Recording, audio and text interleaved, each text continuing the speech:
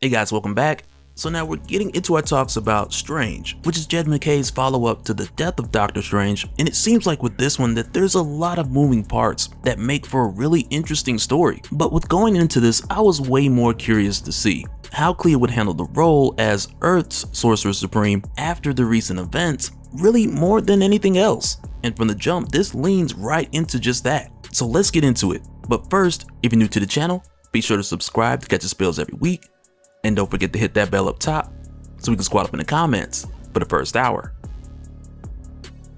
Alright, so jumping right in, we start off with a standoff between Clea, the new Sorcerer Supreme, and someone who goes by the name of the Harvestman, who's telling Clea that she will not resurrect Stephen Strange. And going into this, it's made very clear from the start that is exactly what she wants to do. And really it's not much of a surprise with what we'd seen recently throughout the death of Doctor Strange, because really that experience, in addition to who Clea is and what Clea is, sets the stage for what's to come. Because on top of this, with classic Doctor Strange telling the current day Doctor Strange that he's got to keep Clea for as long as he can, because it wasn't like she left, they had literally got Mephisto'd. But with her meeting the younger Doctor Strange and seeing him realize why he fell in love with her, for her then to get the current Doctor Strange back to then only lose him seconds later, which for Clea, this felt like she had lost him 3 times in a row. Because the first time that Doctor Strange died, her memories came rushing back. There for a moment she had classic Strange, who days later sacrificed himself, to where then, last but not least, current Doctor Strange came back, but only for a brief moment, as he then made her Sorcerer Supreme just before he had faded away.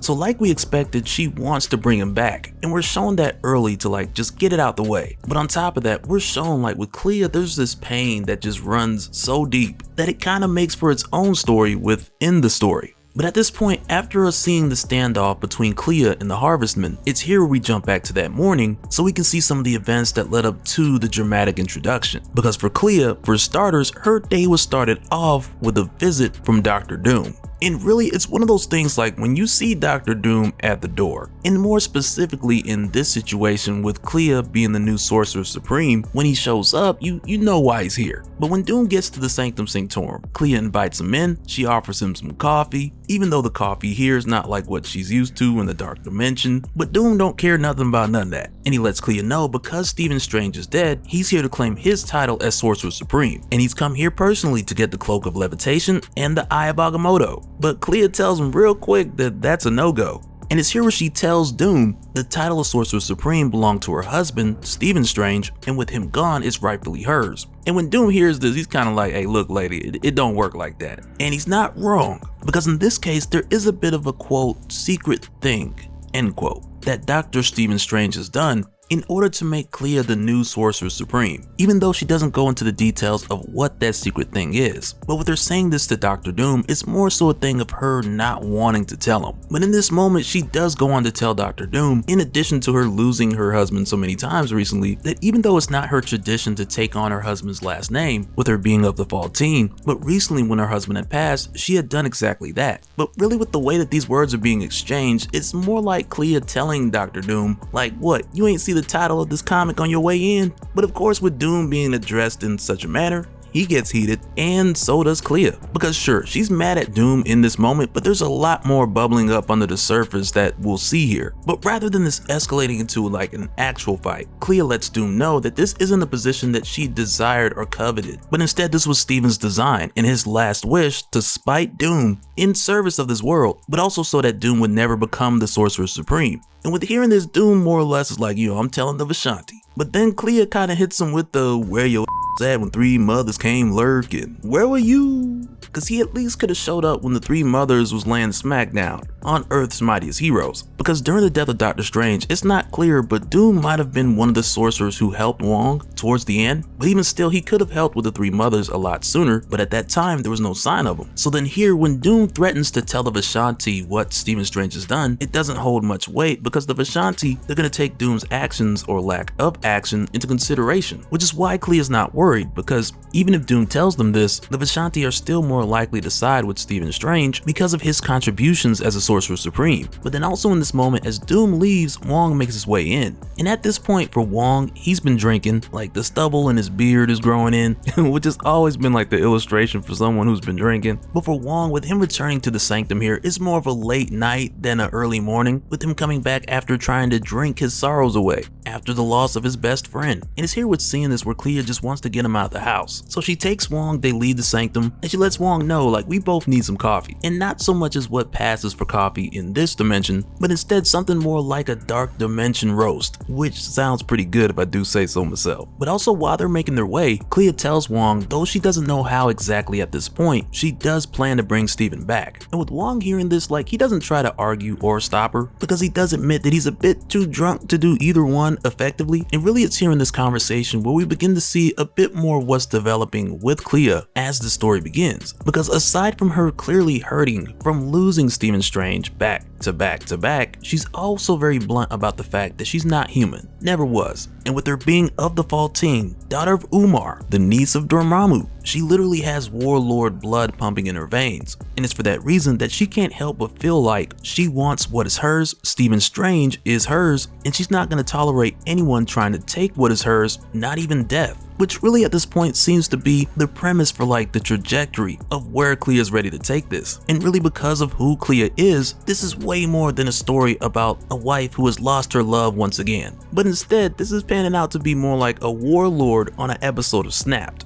But this conversation was really just Clea telling Wong how it is, who she is, how she feels, and what she plans to do. But also along this time while they're walking and having this conversation, Wong tells Clea that they're gonna go by a goblin market nearby. And it's here where Wong takes Clea to a location that's a supernatural half-world that's been hidden away in New York called the Shrouded Bazaar. And this location is very new, because pretty much what this is a location full of a number of refugees who have made their way here after their worlds were destroyed by the Peregrine Child. And they've come here much like many of the other warlords who had fled back in Death of Doctor Strange, but now that the Peregrine Child is gone and many of their home worlds are destroyed, a lot of these guys just don't have anywhere else to go. And with Clea's first impression of this place, she's very much fascinated, but also she's curious to know who's actually running this place, like who's in control, which is a question that Wong doesn't know because he didn't really even think to ask. But one of the shop owners here lets Clea know that everyone here in the Shrouded Bazaar is free. No one person rules over all of them, and together they more or less have this understanding to where if someone does try to come in and take over, then everyone in the Shrouded Bazaar, they'll team up together and more or less push back that invader. Because they've done this with Mayor Fisk, they've experienced this against the Hood, to where in the case of the Hood, that name drop may be a bit of foreshadowing. I won't jump the gun just yet on that, we'll kind of see as the series continues, because if it is, then we'll talk about the Hood and his ties to Dormammu and so on and so forth. But I wouldn't speculate on too much on that just yet. But nonetheless, the Shrouded Bazaar is just a group of refugees from a number of different worlds who choose not to have one person in charge. And really that's something that sounds good, but in all practicality, any group of people within a designated space without some form of leadership or some form of structure, like they're just asking to get torn apart. And it's like Clea, she doesn't mention that in this moment, but I'm pretty sure she knows that. But with the way that this guy responds to her question as far as who controls this space, he more or less just lets her know that what they've been doing has been working for them.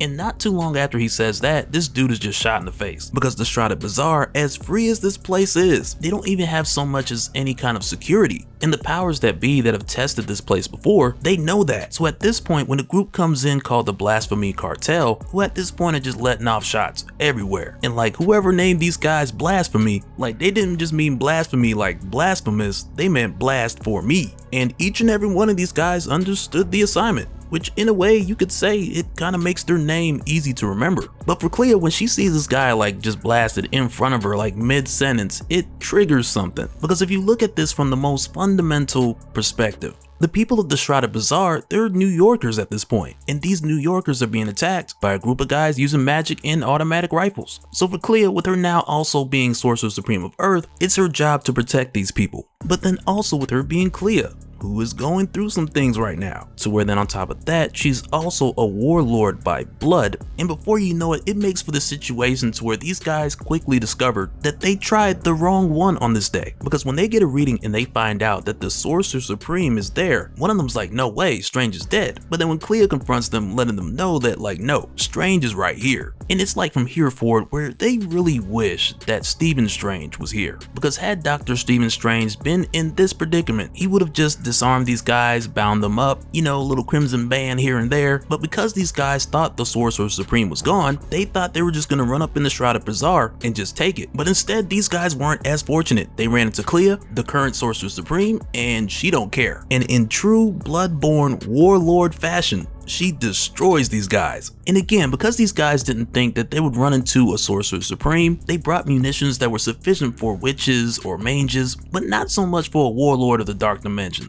Sorcerer Supreme of the Dark Dimension at that, who is also of the Faltine, who are beings who are made from pure magic. And most of these guys get wiped out immediately because they're just in way over their heads. But with the last few of these guys who are remaining, they throw their best at Clea, which in this case is a Solomon grenade, which essentially is a demon in the grenade that they let loose on her. And when Clea sees this, she admits that it's more than what she would have expected from a typical gangster. And she lets these guys know, like, okay, good for you, that's nice, as she melts one of these guys without so much as looking at him. But she also lets these guys know that her people were binding demons to their souls while humans were clicking rocks together in a cave. But as this last guy's requesting to be summoned, like he's trying to get out of there, Clea lets him know that she's gonna allow him to go back. And I mean most of them at least, because she wants whoever he's working for to know that this place is under her protection because she is Sorcerer Supreme and she is Warlord born. And it's up to them to determine if they really want to find out what that means. And I mean, it sounds pretty self-explanatory, but I'm sure whoever they're working for is going to approach this much differently in the near future. But then it's here where we jump forward later to that evening, where Wong is asking Clea to tell him more about her plans to bring Stephen back.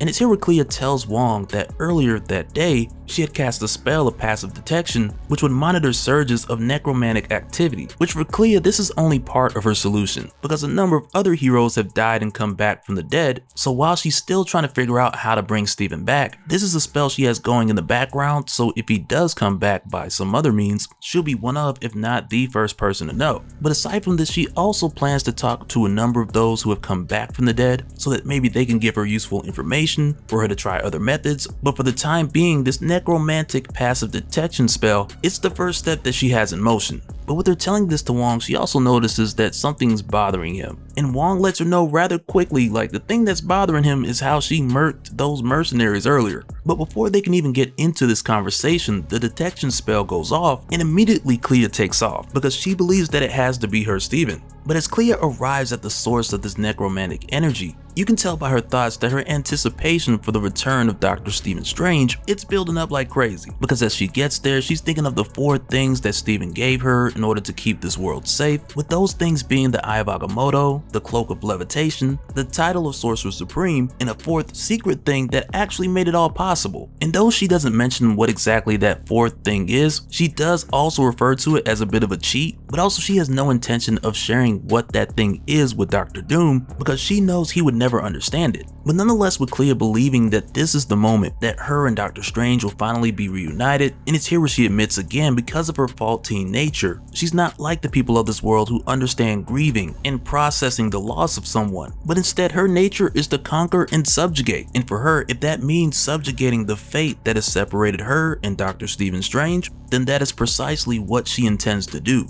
Because unless it's the fate that she's made for herself, she refuses to accept it. But when she gets here and this man starts forming from this necromantic energy, it is not Dr. Stephen Strange. But instead, we find that she's met by the Harvestmen like we'd seen in the beginning, which in this moment nearly brings the story around full circle. But then also, when we actually find out the person who had came back from the dead by some other means is actually Eric Masterson, Thunderstrike, which is a twist that I did not see coming.